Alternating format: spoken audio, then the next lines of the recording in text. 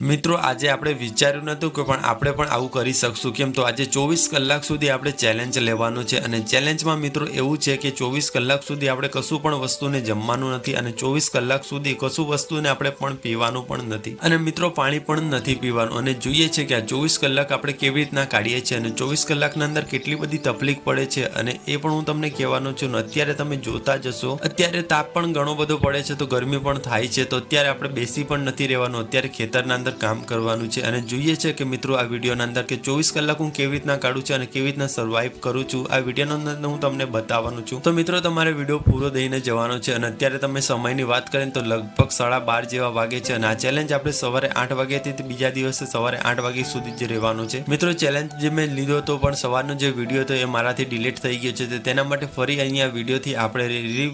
Video shooting કરીએ છીએ અને જોઈએ છે કે ખરેખર કેવું થાય છે। તો ચલો હવે આપણે સાંજે તમને હું બધાને મળવાનું છું। તો મિત્રો